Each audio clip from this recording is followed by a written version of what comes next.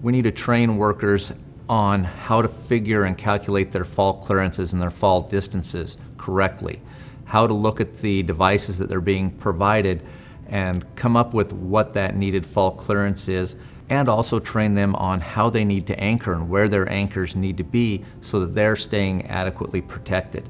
They need to be trained on all the different areas where they are going and working at heights, on what the approved anchor points are in those areas. They need to be trained on the difference between fall arrest and fall restraint. We need to train workers to be more competent in thinking, can I bring up an idea of guardrails here?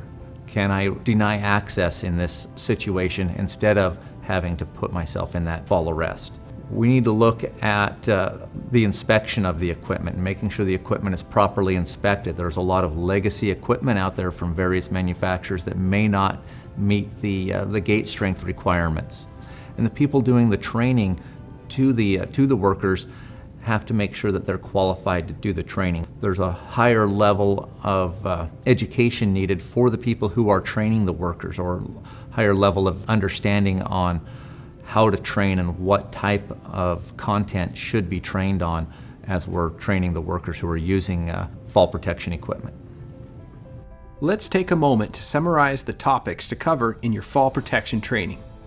So your training must include the nature of fall hazards in the work area and how to recognize them, the correct procedures for using, installing, maintaining, disassembling, and inspecting the fall protection systems being used, the limitations and capabilities of the equipment being used, manufacturer's instructions and the importance of following them, the correct procedures for the handling and storage of equipment and materials, and finally, the employee's role in the employer's fall protection work plan. For more information on fall protection training requirements, please reference the Oregon OHSA standard that applies to your work activities, whether that's in general industry, construction, scaffolding, steel erection, agriculture, or other activity. There are separate standards for each of these, and you can view them on our website, ohsa.oregon.gov.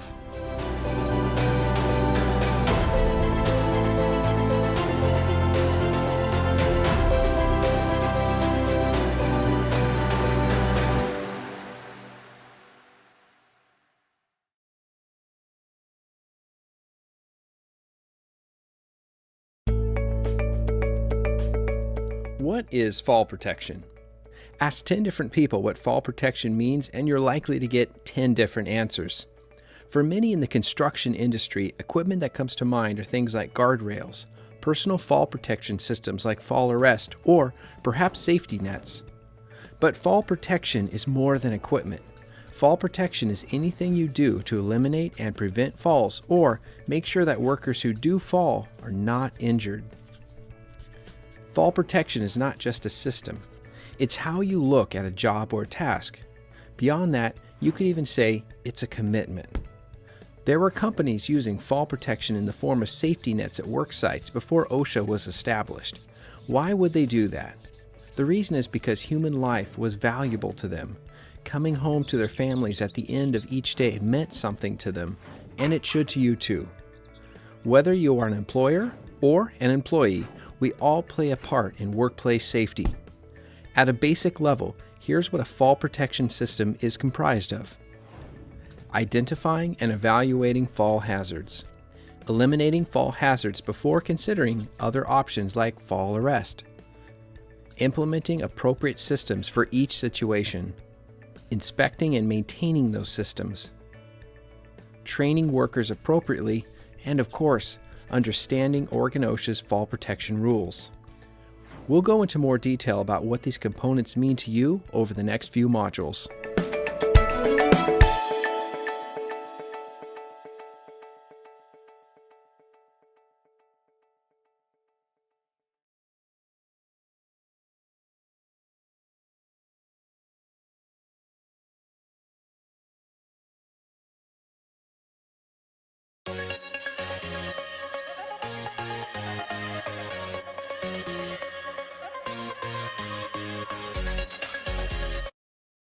Hi, I'm Greg Brown.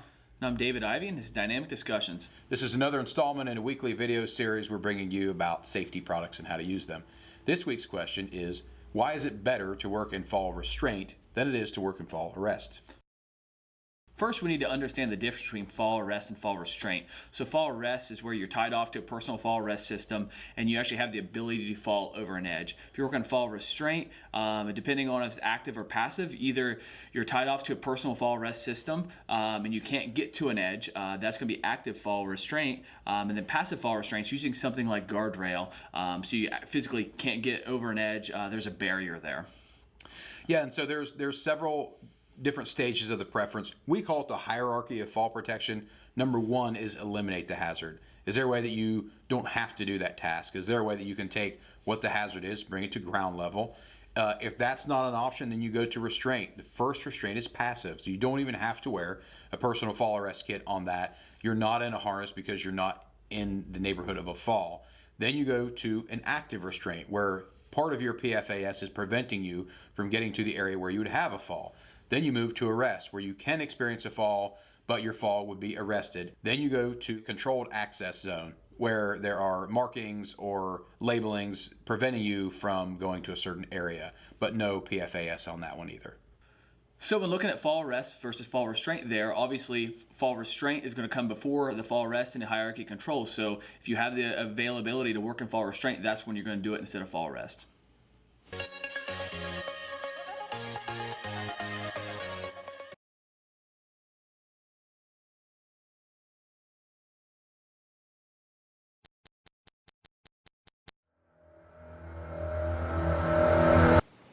Welcome to another SureWorks information video. My name is Tim McCursey, and I've been around the industry for in excess of 25 years. I've been involved in writing standards, improving standards to ensure that people are using the proper product when working at heights in the industry.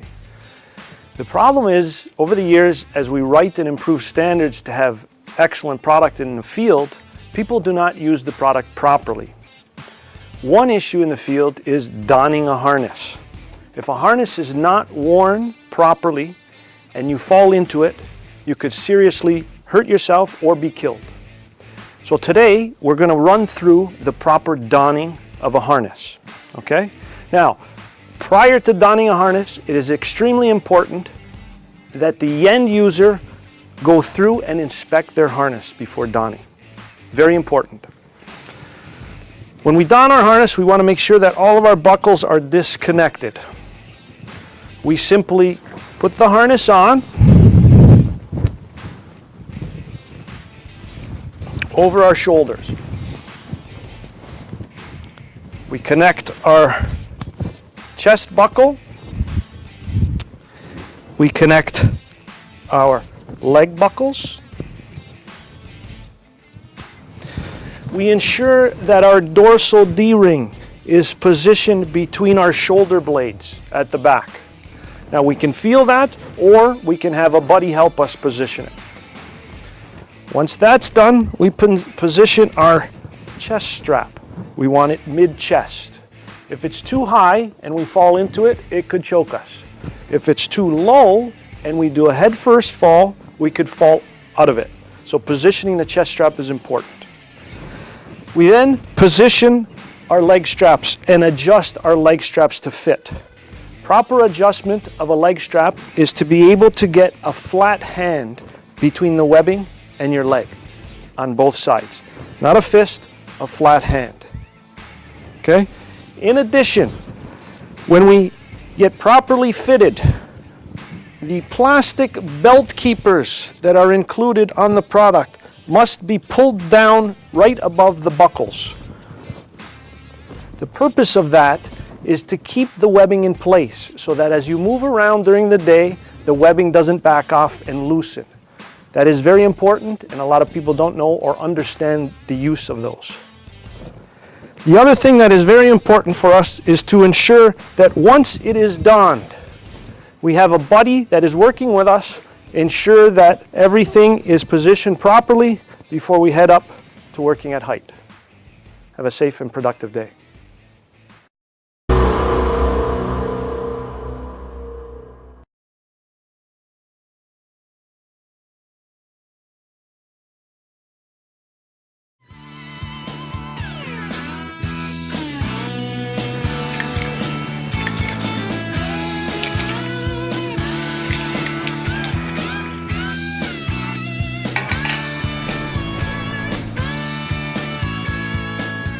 You know what they say, it's not the fall that gets you, it's the sudden stop. And of course, the farther we fall, the more forceful and damaging that sudden stop becomes. Surviving the fall, the proper use of your personal fall arrest system. The proper use of a personal fall arrest system allows a worker to survive a fall with minimal injury by not only preventing the falling worker from hitting the ground, but also by limiting the amount of force imparted onto the worker when the fall is arrested. During this program, we're going to provide an overview of the proper use of your personal fall arrest system while also pointing out some common mistakes you should avoid. The personal fall arrest system consists of 3 main components.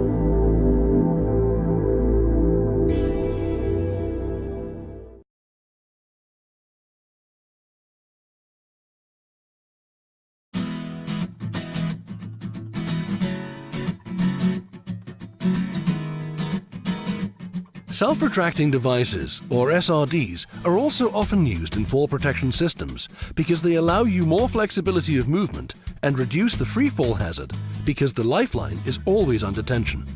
In other words, there is no slack in the line, regardless of where you tie off. This added flexibility of movement does increase the possibility of swing fall. You'll see this when Abel steps off the platform.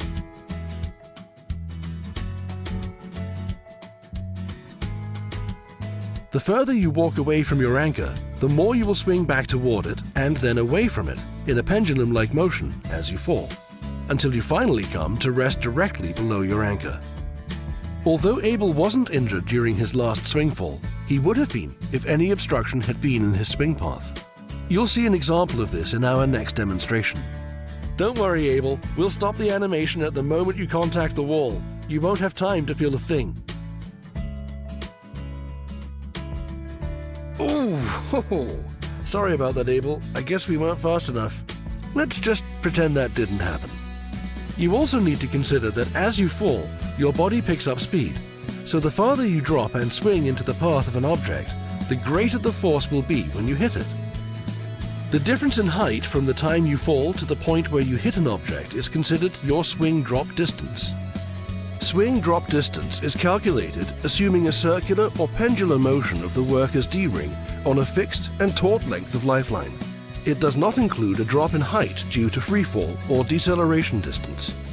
To protect workers from this hazard, some jurisdictions have legislation in place that requires workers to limit this swing drop distance to 4 feet.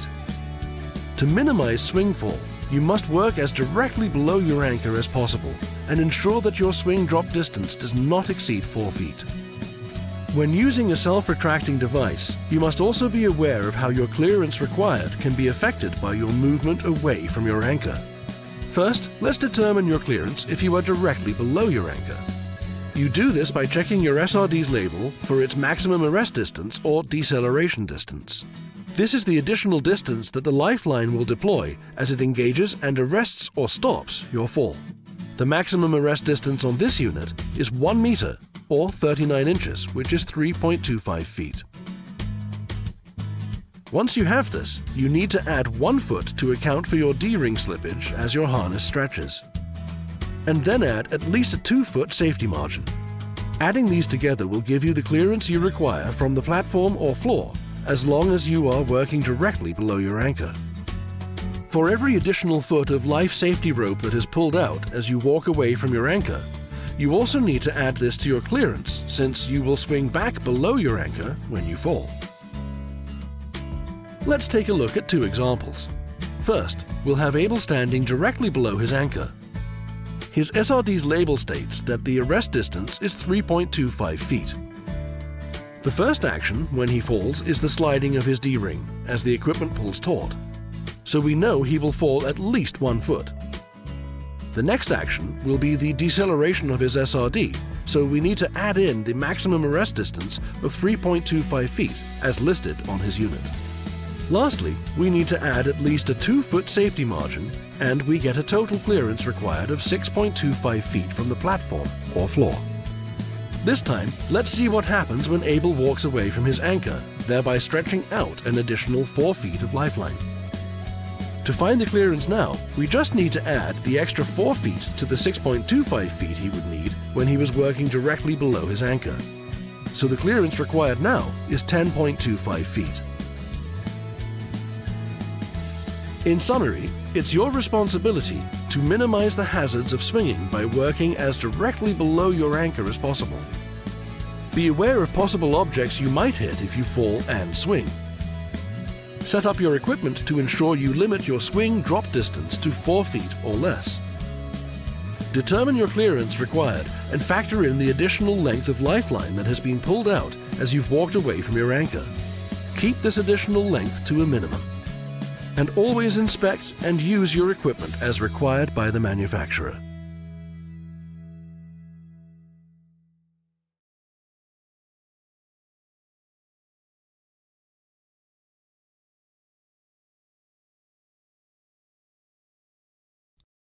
In this section, we will examine the types of falls, their hazards, and how to reduce the risk of injury in each scenario.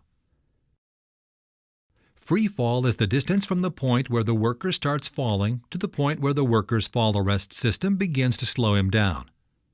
The greater the free fall, the greater the deceleration and total fall distance. You can minimize the free fall by anchoring above your head as high as possible, using the shortest lanyard length possible. In this demonstration, a worker is connected to an anchor point above his head. but he has positioned himself off to the side of the anchor point and accidentally slips off the edge of the work area. His fall arrest system stopped his fall. However, due to the angle, his fall caused him to swing like a pendulum. In this situation, the fallen worker only needs to be rescued because he didn't strike anything on the way down. In this second demonstration, we recreated the same fall as before, but this time the worker is anchored to a steel I-beam at his feet. This is a much more dangerous fall because the greater the angle from your anchorage, the wider your swing fall will be, and the greater the impact when you contact obstructions. In this demonstration, the worker falls significantly farther faster before slamming into a wall below, causing serious injury. In this situation, the swing fall injury becomes just as serious as falling the same distance straight to the ground. He not only needs to be rescued, but he also needs immediate medical attention. You can reduce your potential free fall distance by using a self-retracting lifeline. When anchored above your head, a self-retracting lifeline extends and retracts as the worker moves about his recommended work area at a normal pace. But if a worker steps out of his safe work zone and a fall occurs, the speed-sensing brake will activate, stopping the fall within inches and reducing the forces imposed on the body in most cases to 900 pounds or less. In this situation, chances are very good the worker may be able to rescue themselves, and the potential for injury is reduced. However, if the impact indicator on the SRL's snap hook has been impacted, the SRL must be taken out of service and sent to an authorized repair facility for recertification and repair.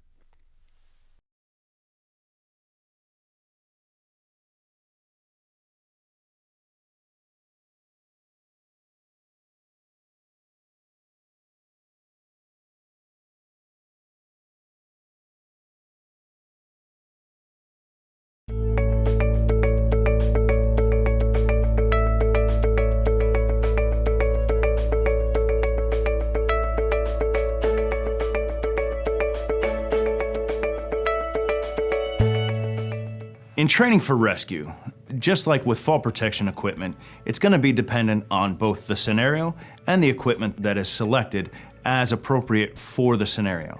However, one of the elements of rescue training that is a little different than fall protection training is that once you train people in the proper procedures, even if it's a very simplistic methodology, such as a simple ladder, or we're going to use a scissor lift to retrieve the worker, as long as it follows the policies and procedures that we lay out and the planning, and everybody's communicated and understanding. But when you get into some of the more technical elements of rescue, and there are many, is that those rescuers need to be very, very adept at what they're doing and be prepared to make changes to that plan based off of when an event happens or an incident occurs. Although yes, we can predict a lot of it, there are still unpredictable things that may occur. So they might have to modify that plan. So they have to be super knowledgeable, as well as this is not thought process, this needs to become muscle memory. So one of the encouragements for rescuers is that they regularly practice in a safe environment the skills so that when the event occurs, that they're not thinking about what the procedure is. They are absolutely able to react and react safely to retrieve that worker from this at heights, oh my gosh condition.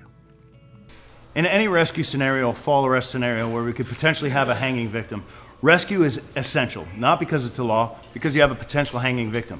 Depending on the standard or study that you look at, the average amount of time a victim has to remain in suspension is around 15 minutes. Of course, using suspension trauma straps or other devices such as that can increase the amount of time that the victim can remain in that condition awaiting the rescue. But if we're not prepared, people are humans and they're going to do what they need to do and they're going to get laser focused. So there's a bunch of different ways. I always use the KISS method, keep it simple. Using a simple ladder, a boom lift or a scissor lift to retrieve the victim, as long as it's the right tool for the job, then that's perfectly acceptable. But at times we have to get a little more technical.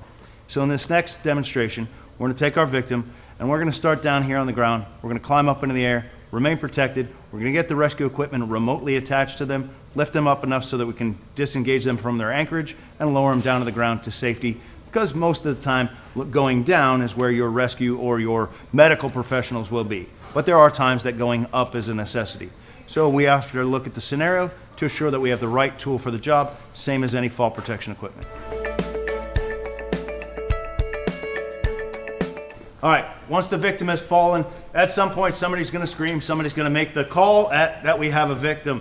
And then, of course, the rescuer should remain calm, cool, and collected, and always be protected. The rescuer's number one priority is still the rescuer at all times. So we're going to get ourselves up there, and we're always going to talk to the victim and make sure the victim's okay, and then we're going to direct the environment. So we're going to tell somebody to call 911, and then we're going to make sure that people are on point. So once we get climbed up here, we'll get protected, and we'll talk to the victim. All right, victim, how you doing? Don't worry about it. Looks like you're having a pretty bad day. Let me get connected and safe up here. We're going to get you down somewhere pretty darn quick. So every rescue piece of equipment that uses mechanical advantage must have a minimum of a 3-to-1 mechanical advantage. So that's a little further than I want to be for that swing fall. Let me get connected to here. So as our victim's dangling there, we're just going to continue to talk to him, make sure that he's okay. Then I'm going to open up the bag. I'm going to reach back in, make sure everything's secure.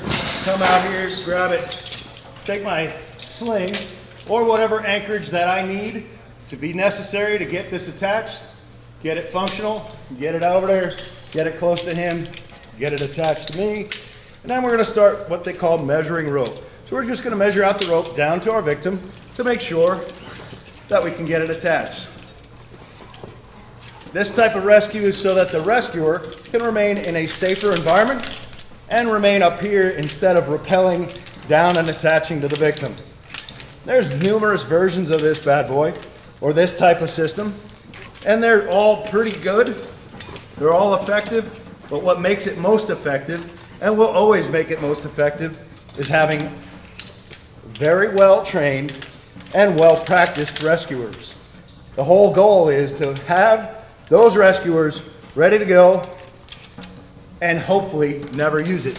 If we're doing our fall protection well, we're going to be prepared for all kinds of scenarios. Now once I've measured out the rope, grab my remote pole like this, get it pulled through. Woo-hoo. Then we're just going to bring the rope up here and get it connected. Again, this is a system. There's a lot of different systems available. But you can see where if you're not practiced, you're not aware of what's going on, or you get in a rush where this can go badly. Because if I drop any of this stuff and I can't retrieve it, my rescue capabilities have just significantly changed.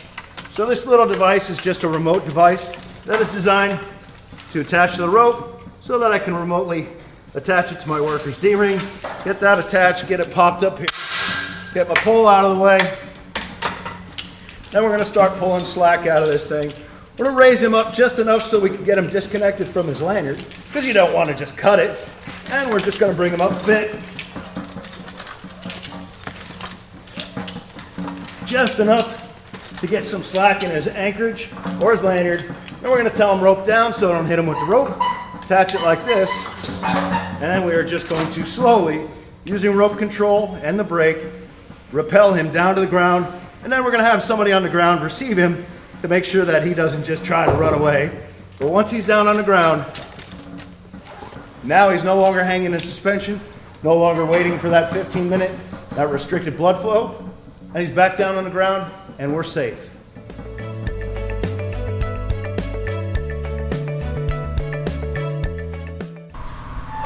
In some rescue scenarios, it doesn't have to be highly technical, it just has to be highly effective. So with using a rescue ladder like this that we're going to show, you're going to see where something very simplistic can be effective. So we have our victim Dan down there, and as he's waiting for his rescue to occur, he's going to use his trauma straps, so that way he's not hanging in suspension for any prolonged amount of time, relieving that tourniquet on the femoral artery. Once he gets established, we'll actually deploy the ladder and show what's going on. Dan, you all set? How you doing down there, man?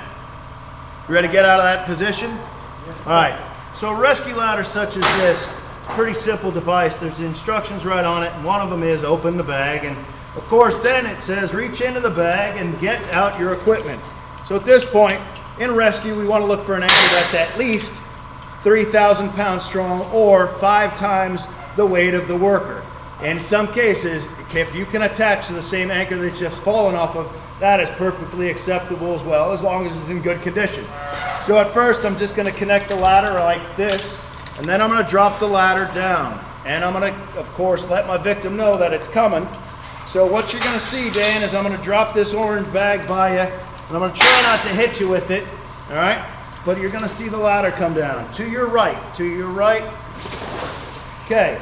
As the ladder deploys out like that, Dan can easily reach over and grab it, and then he can just stand up in the ladder.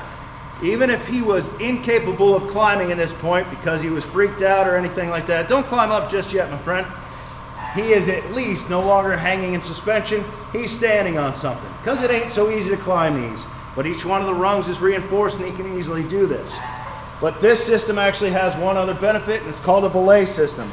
So we're going to drop the belay down to Dan, and we're going to ask Dan to attach the belay system, or this device, which is nothing more than a carabiner, attached to a rope that's attached to the rescue ladder, and ask Dan to affix this to him. Hey Dan, can you reach that? Can you get that sucker attached? Wait, it'll come back to you. All right, go ahead and attach that to your D-ring, man. The idea here is that as he tries to climb up, whether he's coming all the way up, or we're just climbing him up enough to get him disconnected from his anchorage, we don't want him to have another fall, because climbing a ladder can be a challenging thing after you've just been a fall victim. So all we're going to do is pull the slack out of here. Now, this is a one-to-one mechanical. I can't lift Dan. However, as Dan climbs, go ahead and ascend a rung there, Dan, and as he climbs up, all I'm doing is continuing to pull slack, because if he accidentally loses his grip or his balance in any way, or leans back too far, go ahead and Dan, go ahead and let your feet go for a second. Dan doesn't have another fall. And Dan, how many rungs have you climbed now? 2. 2 rungs is enough to create enough slack in his system so I can get him disconnected, and then I can drop it and I can lower it. Dan, to your left. To your left. So drop that sucker down. Now, Dan, do you want to continue to climb up or do you want to climb down? Okay, can you get your feet back on the rungs? Yes, sir. Beautiful. All right. Give me a little slack. Step up. There you go. A little bit more. Beautiful. Go ahead and climb down, buddy. Go ahead and climb down. And as he continues to climb down, all I'm going to do is this. And if he pulls too hard, it'll pull out of my finger, and he'll be arrested just like that. So he pulled it out of my finger because he went too fast. Go ahead and step up, Dan. Let me get a little slack from you. Beautiful. You can climb back down now, man. And then he can climb back down and he touches the ground. Give him a little slack. And again, now our victim, in a very fast, effective, and efficient manner, is rescued from his hanging position. With the necessity of inspecting equipment, if a fall occurs, all the equipment, the anchor, the body harness, the connecting device, shall be immediately removed from service. It is highly recommended that if you have a successful fall, that you contact the manufacturer of the equipment being used, because many have policies that they will replace fall-used equipment 100% free of charge, only with a little bit of paperwork and understanding of how it was used.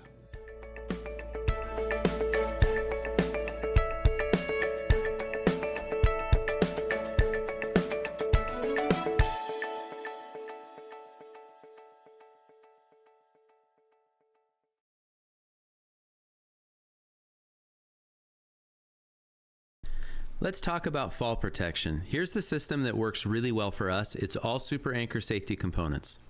At the ridge, I have a tie-off strap with a D-ring. It just loops the ridge. It has a chafe guard. Inexpensive, easy to install, easy to uninstall, and reusable. So what I like to do is I set all my sheets and tack them, then I'll come back and nail them. In this case, I've got a block line there, so I'll snap a line and I'll come through and nail that. I nail them off as I'm waiting for that piece to be cut. But you'll notice that my rope comes from above, my hose comes from below. I always run the hose at the eaves. Then also notice that I am not adjusting the rope grab at all. The reason for that, of course I am hooking onto the hook of my nail gun. The reason I don't have to adjust it is because I set the length of the rope grab to that last piece of sheeting at the eaves. Now I'm in fall restraint for the entire day.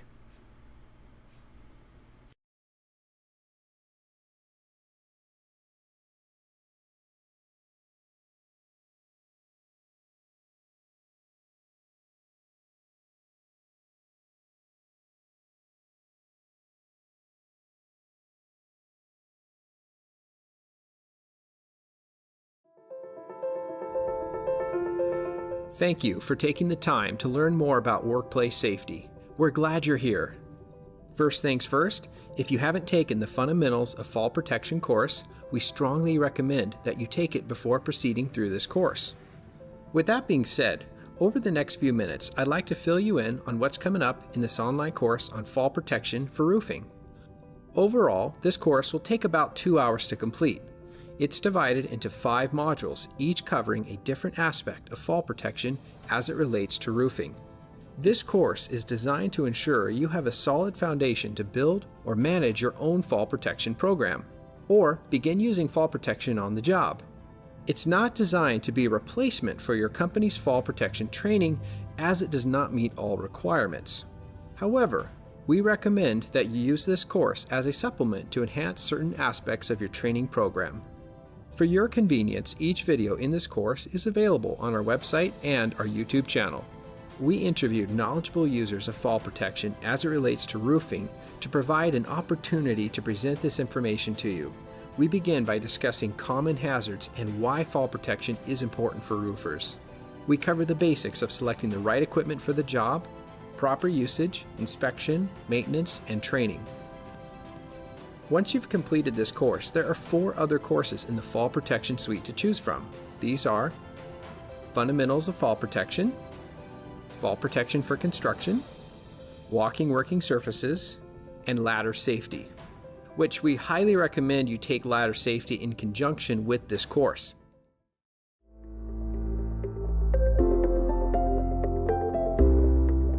Our company safety policy is very thorough. It's evolved over the years. I mean, it started just pretty basic stuff. A lot of stuff we've taken from OHSA, from other roofing contractors that we've talked with over the years of what we liked, what we don't like.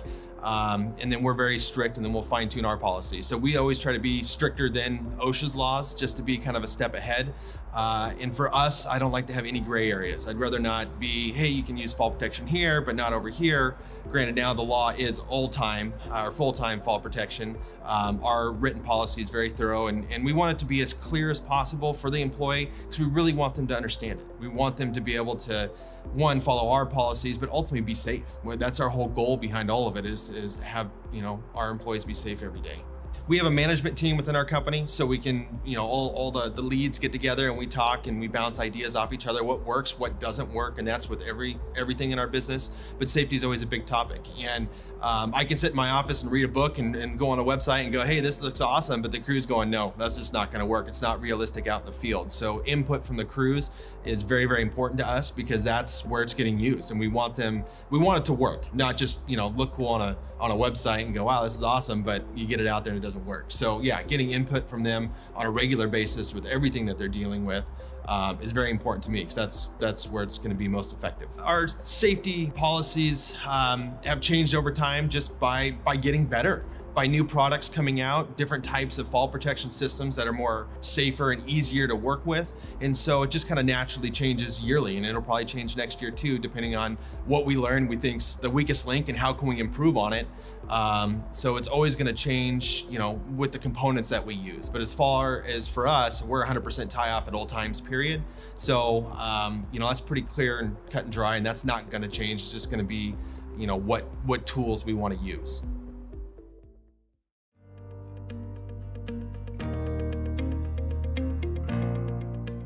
Well, I think anybody that's worked on a roof, you understand that the entire roof's a hazard. When you're up there on a slope, I mean, you can slip on something, you can step on your rope and put you on your back, and here you are sliding down the roof. And so there's a lot of obvious hazards. I mean, one, being so high up on some cases, having skylights, open windows, if you remove them to put a new one on, it's a hazard to fall in the home.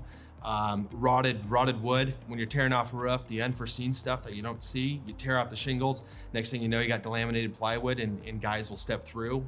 That's happened to us multiple times, where guys, luckily haven't gone all the way through, but you'll scrape your leg or bruise yourself pretty good.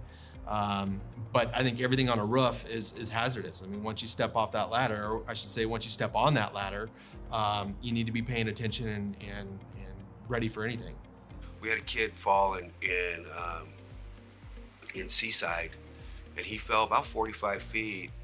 He was 30 years old. You know how long it took to ruin the rest of his life? Probably less than 2 seconds. and they don't do that math, this kid fell a long way, broke a lot of bones, but less than 2 seconds, and it's all changed. Metal roofs are probably the most prone for accidents because of the sharp edges and having to cut and detail with those. And the slip hazard on metal roofs is a lot more, is a lot higher for slips on metal roofs. When it comes to the slip hazards, it's really a hard thing to work with. You can't really do much. They do have some shoes that have a kind of a felt pad on the bottom of them that help with that a little bit, but when it gets really dusty in the summertime, it really makes it hard to work on. So really just planning your work so that you're not having to go back over things is really key. Giving the employees gloves so that they can cut and work around the metal and minimize the chance of cutting their hands and fingers is really a critical point with that too. And learning proper methods of cutting, because there are right and wrong ways to cut metal. And if the employees learn the right way, then that can help reduce a lot of risk as well. As well, we look at the heat in the summer months, really are a critical time to watch out for heat exhaustion, as well as dehydration with the crews working. So that is one of the things that we go over in our safety meetings a lot, starting in May, June, July, August. We go over that, things to look for with heat exhaustion, things to look for with dehydration, making sure the crews are taking their breaks so they can hydrate themselves. We've actually gone through steps where we provide the electrolyte little pouches that they can add to their water to make sure they're getting the electrolytes in the water they need. When it comes to working on the roof with the different materials, whether it's asphalt shingles or metal or tile or slate, there's different aspects for each one that you have to be careful of. Asphalt shingles, when it gets hot, they really hold the heat, can really, enable that dehydration and heat exhaustion to happen. They get hot, you can burn your fingers a little bit. The granules though are pretty rough, and so you can actually, you lay enough shingles, you can actually wear through your skin. Putting those down. Wintertime when they're cold, they're stiff, they're rigid. They can, if the wind starts blowing, I have been on roofs where the wind will actually grab the shingles and start popping them on you. So one of the things that we also look at as far as the safety of a job is the power lines. If there's a power line that's running right up close to the roof, or if it runs across the roof, if it's anywhere one of our employees could actually touch it or bump into it, then we have the power company come out and they put their protective shrouds over the line. So really all aspects of roofing have an inherent danger to them. It's just making sure you get set up to give your employees the best safety practice possible. Fatal work injuries. In 2017, 91 roofers died on the job.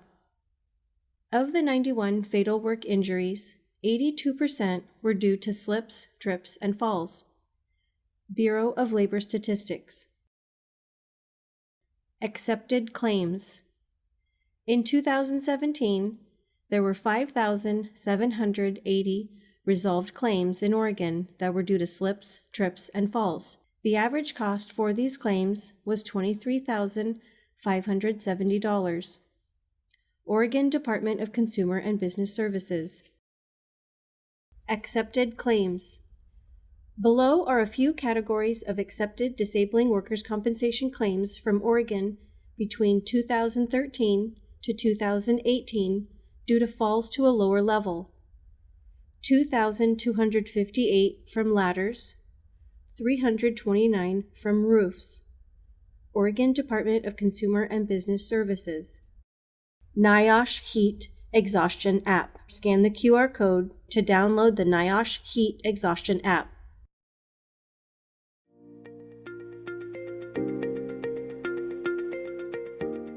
When it comes to the equipment that we need for a job, for the safety equipment, price isn't really the factor per se. I mean, price is always a thing to take into account for, but usually we look at the installation, the ease of installation, the performance of the equipment, of course, making sure that it meets OHSA requirements, but then how the product is going to look if we're going to leave it on a house, on a residence, making sure that it's not going to just stand out like this Eiffel Tower that's going to be there forever.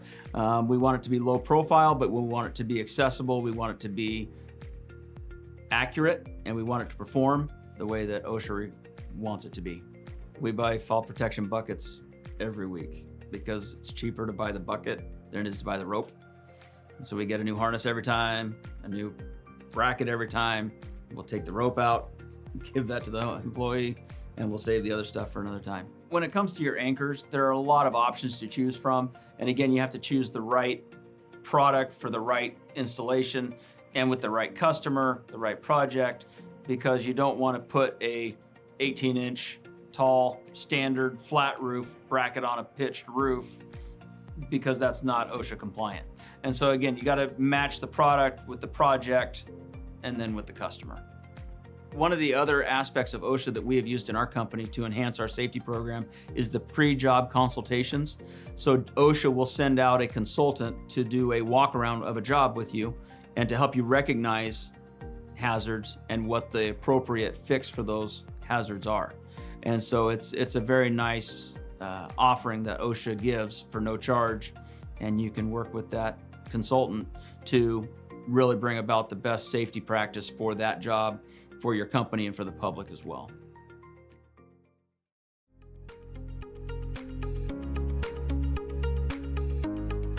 We'll break it again into commercial versus something residential. Commercial roofing, we see fall protection systems being used quite a bit, whether it's guardrail systems that go around the outside of the structure so that we're protecting everybody on the inside without having to put up active fall arrest equipment. We also see roofers more and more often working with building owners to put permanently in place anchor points and maybe permanently installed horizontal lifelines so that it protects not only the workers while they're doing the roofing, but we have fall protection for maintenance or other activities that would be happening once the roofing is done. We see counterweighted anchors that are brought up to the roof. There's also mobile anchors that I've seen that can go on the roof and provide anchor points for traditional fall arrest systems.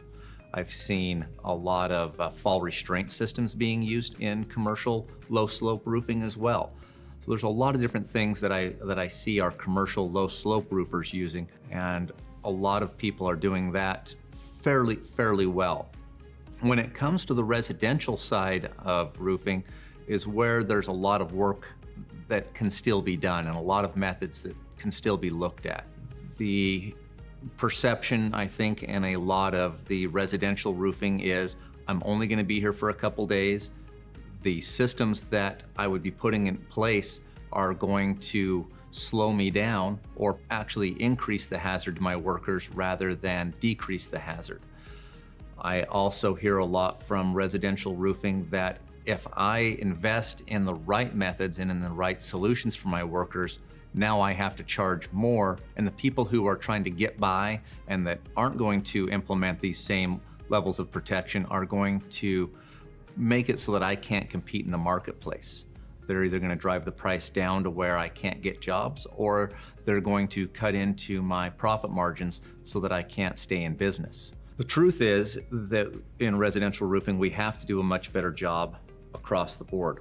We have to make sure that that industry is aware and educated about what the hazards are and what the solutions are. They have to know that there are solutions that can go on the roof that are temporary, that aren't going to penetrate the outside of the roof or cause a risk for water intrusion later on. There are very temporary disposable anchors that they can use on top of the roof, so when they're finishing and they're putting the ridge cap on at the end, they pound the anchors down and they ridge cap right over the top of them. Nobody knows they were ever in place, but as soon as there was any sheeting on top of that roof, they could have anchors that were put in place. There are systems that can go up on the ridge of a roof that hold more than one worker. You can have systems that can hold up to 4 workers off of one certified anchor point or engineered style anchor point. There are also horizontal lifelines that can be temporarily installed on a roof that allow workers to move back and forth across the roof, connect more than one worker, up to 2 workers, and use the ropes and rope grabs up and down as they're going from the eaves up to the peak doing that roofing. Provides a lot of mobility. They can set up a fall restraint system very easily that way. If the companies that are involved in this residential roofing really take a look at what the roof is, how it's laid out, and plan for their fall arrest so that they don't have swing falls off the gable ends. There are ways to set these systems up so that maybe we're working in more restraint than we are in fall arrest. Could it take longer to do the job than it would without having any protection? Probably so. Is it going to mean educating themselves and their workers to the hazards and how to properly set their systems up? Absolutely. But it is definitely the right thing to do, because when we look at the injuries and the falls and the fatalities from falls from heights that people are falling from are right around that eave and ridge height on single level residential homes, which leads me to believe that we see a lot more falls off of the residential sector and a lot more injuries than we are really in the commercial side of things, where it's being policed a little bit more, where we have more safety professionals that are working in that area. In the residential side, we probably don't have the same level of safety professional in many cases, helping them and educating them to the hazards and how to do things correctly.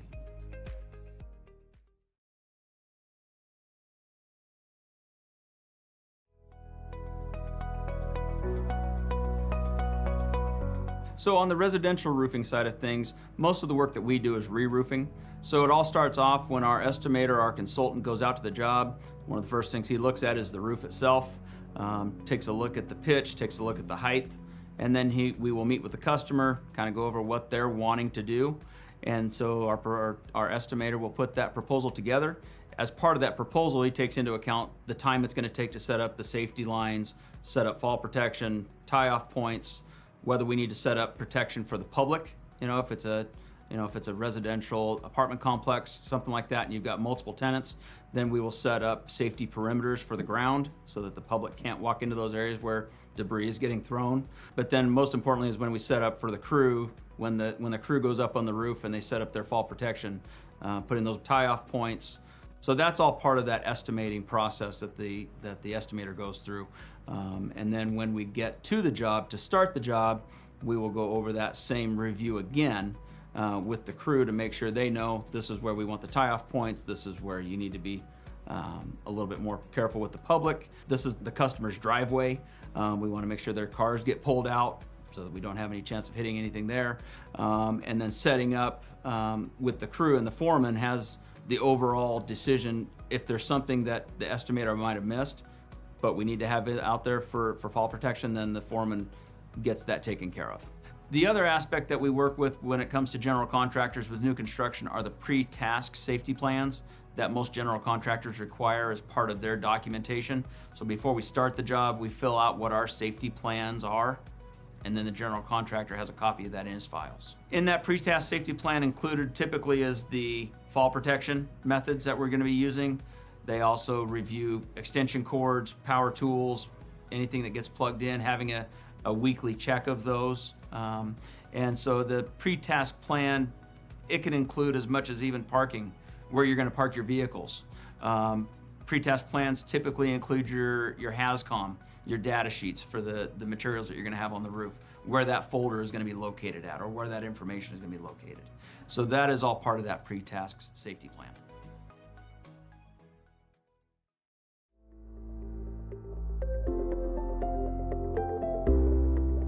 So for us, the hazard analysis begins with the estimator or consultant. When he first goes out on the job, if it's a re-roof situation, he will conduct that first hazard analysis and have that as part of his estimate. And then as the foreman is working on the job, they will make adaptations or corrections as the job progresses and different hazards will show themselves. Because the more you look at a job, the more you'll find, the more potentials you'll find for hazards. So for us, we feel it's very important to start at the beginning, and then that continues all the way through the job. Weather can definitely play a huge factor in the hazard analysis with what's going on.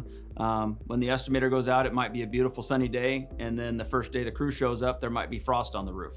At that point, the hazard analysis and the safety situations change.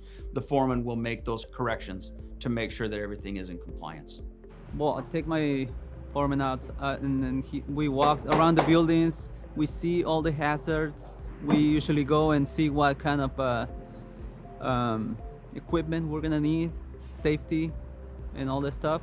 And then I tell him what I think we're gonna be using, and then after that he tells me what he thinks is the best, because they are the ones gonna be working on the roof, because they're using that every day. So yeah. Supervisors in our company play a huge role in ensuring safety with the crew. They've been trained by our safety director, and they know our policies inside now, what's right, what's wrong, what we can and can't do. And so when they go to the job site to check on the progress of the job itself and talk with the homeowner, part of their checks are checking on safety, making sure that their anchors are set properly, that their ropes are hooked up, ladder safety, the whole gamut of safety items that we look at. And so there are eyes out there when our safety director can't be there. And if they do detect an issue, they're gonna change it with the crew right then and there. Say, hey, this is what needs to be done. And then they will report to our safety director to ensure that he knows what's going on, what crew it was, what employee was, not being safe. If it's a major issue, the supervisor will contact our safety director immediately and get out there, and he'll address the situation. But the supervisor will pull the guys off the crew to take them out of that safety hazardous scenario. We have a lot of crews, so the safety director can't get to every single crew every day. We definitely see the crews at least twice a week, every single one. But he'll grab 3 to 5 a day and go out and look at the entire job, all the safety when it comes to fall protection, to ladders, to where is our dump trucks and trailers placed, just the overall safety on the job. And he takes a lot of pictures. And then works with the crew if there are any issues, fix the problem right then and there. And then he puts together a full report with the pictures of what was good and what was needs improvement, and what discussions he did have with the crew and the employees. And then he emails this to me daily so I can review, and then we put together a plan at that point if one's needed. When a worker finds a hazard on the roof, we empower our employees to take care of the issue right then. There's no reason to take the time to go tell somebody else and wait for that to get fixed. So we empower our employees. If there's a skylight that is, on the roof that was not noted, that needs to be covered up with a sheet of plywood, that employee right then will communicate to the foreman, but at the same time, he's going to get the sheet of plywood to replace that. Or they are going to get that sheet of plywood to cover that skylight. Every house is a little different, and so that's the big thing. Different than when you go to a factory, everything's the same. But when they show up to work, it's every day is going to be different. So what is the roof look, the pitch of it, where it's located, how many trees are around, power lines, all that kind of stuff. They've got to look at that each day because it's always changing. And then making sure that we can provide fall protection anchors where they need them and where they will be the most effective and not causing issues for them.